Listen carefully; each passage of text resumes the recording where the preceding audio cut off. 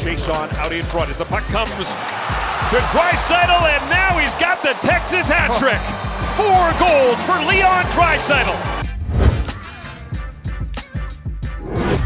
Hello and welcome to The Breakdown. My name is Justin Bourne. I'm very excited to talk to you today about an offensive innovation that we saw from the Edmonton Oilers against the Nashville Predators. And I'm not surprised to tell you that it came from 2 of the leading Hart Trophy potential vote getters. I would say Leon Draisaitl is probably your guy, but he ends up scoring the goal. The pass from McDavid plays with it perfectly. So what we're going to do is we're just going to take a look at it, and then we're going to talk about how it happens, what they're thinking, and how it changes their look, the Edmonton Oilers' look on the power play. So let's jump in. It was Leon Draisaitl's 4th goal, just your standard 4th goal of the game on the power play. So McDavid has the puck on the wall, and I just want to start by looking at Draisaitl, and he's playing what we would normally term the bumper spot, where the Sedins sort of started this with the Vancouver Canucks when Newell Brown was there, the power play coach, where they would pass the puck in to relieve pressure, and then they would pass it back out. So with that, what you would do is you would present your forehand to that player. So McDavid right now, as you can see, he's looking over, Draisaitl is in the middle, and he's presenting his forehand as an option to McDavid. The thinking in general with that bumper spot having a stick like that is, A, he can get the pass in and pass it out somewhere for relief, but also he can get the pass in and he can tip it towards the net, sort of redirect it, and if he's left completely uncovered, he can take the puck, bring it to his forehand, and shoot from the soft spot. That almost never happens just due to time constraints. So they've made a little tweak here. So Draisaitl takes a look, and then he pivots his body. And now he's facing the wrong way, and if you're on that penalty kill, Draisaitl is now essentially a non-factor. What's he going to do from there? He's not facing the pass carrier. There's no real reason to defend him. It's something we haven't really seen before, so Draisaitl's looking off. And then the pass comes in and he's ready to shoot. So what's unusual about that play, on top of a whole bunch of things, is to pass it into a guy on his backhand. Normally there aren't a lot of talented players in the league who can take that pass on their backhand and then, as we've seen from that spot being the bumper spot, pass it out on that backhand. One thing we know about Draisaitl is he uses a gigantic stick blade. So I am sitting here holding a Sherwood, I believe it's a PMP coffee curve. It's classic. It's wrong-handed for me because it's a lefty, but it's just standard paddle side. Draisaitl uses just about the maximum legal size blade. So he's able to take a lot of passes on his backhand to go with the talent he has from there. But just look at the way he's got himself situated, how narrow this gap is to get that puck in between, and the size of that blade, by the way, and leaves himself in a position where suddenly by taking that pass on his backhand, he's on his forehand and ready to shoot. So essentially, if you're thinking about passing me the puck, I'm the bumper guy and I'm shooting the puck this way. Generally, you see guys with their stick downhill, if they catch a pass, they have to then pull it to their forehand to shoot at the net from there. But you save all of that energy if you just get that pass on the backhand side of the body. It's already in the locked and loaded shooting position. So it's an efficiency that the Oilers have found, and again, 2 of the best players in the world thinking that up. And I know it looks like no big deal, but you haven't seen it from anyone else around the NHL.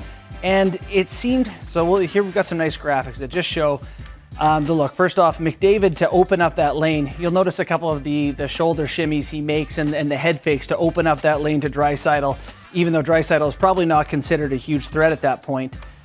So he makes the play. You get, the stick moved out of the lane there, and he's able to get the pass into, and obviously has the attention, by the way, of McDavid. But he's able to get this puck into a lane where shouldn't be a problem for the defense. But look how quick that pivot is. From getting the puck to shooting it for Draisaitl. I actually heard someone, Bruce McCurdy, Edmonton Oilers writer, blogger, does a great job, podcaster, called that a 2-timer. Because essentially that's what it is, right? Like if you had an other hand shot in there, you would have coverage. Were there to be a righty in that spot where Draisaitl was, you would have someone covering him because he could shoot the 1-timer. But Draisaitl is able to shoot the 2-timer because of the way he offers up that backhand. What's essential here is how Chason works within this. We see a lot of power plays today. They work in a 1-3-1. So essentially what I mean there is 1 guy at the top of the point, 3 guys through the middle, on the flanks and a guy in the middle, and 1 guy at the net. They're almost in an overload formation here because they have Chason who takes the front of the net with McDavid, Draisaitl, and then the D up top. Puts everyone on one half of the ice, and teams have gone away from that for the most part. But the reason the Oilers are doing it here is because Chason ties this guy up. you're trying to create that soft spot for Draisaitl, a big man, to have a little room to make the play. And yes, they have the, the ability and the creativity to get it on the backhand and take that two-timer really quick.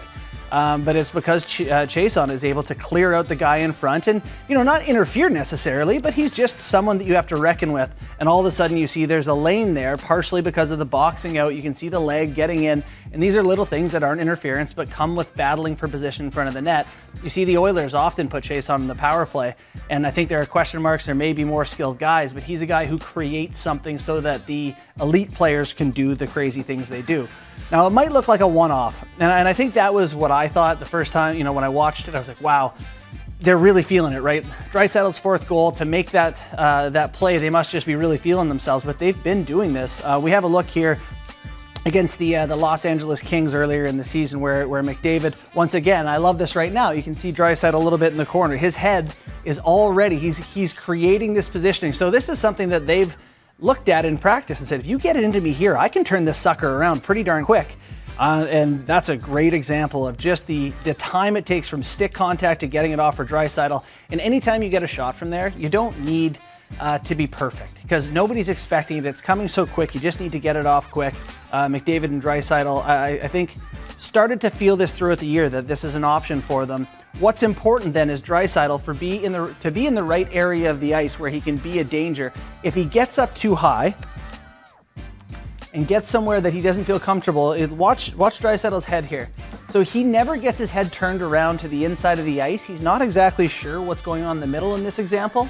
Still looking at McDavid, still looking at the guys. So when he gets the pass, he's not comfortable to turn into the pile. Usually you'll have maybe this guy pulled up, again, Chiasson, by the way, dealing with this guy a little bit, or you'll have another player in there. So he's just able to then act as the bumper, and that's a product of that big backhand, the skill to make the play.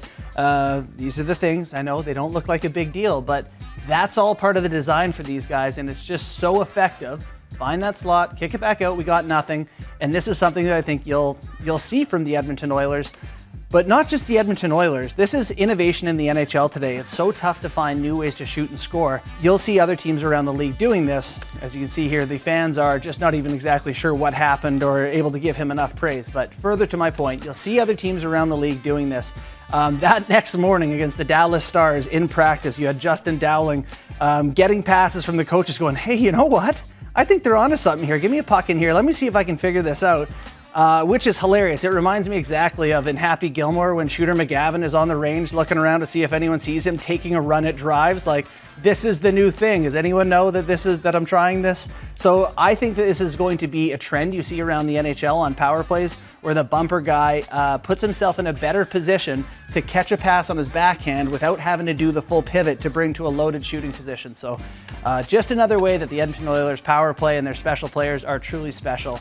This has been another episode of The Breakdown. If you enjoyed it, you can follow Sportsnet on YouTube, and you can follow me at JT Bourne on Twitter. See you next time.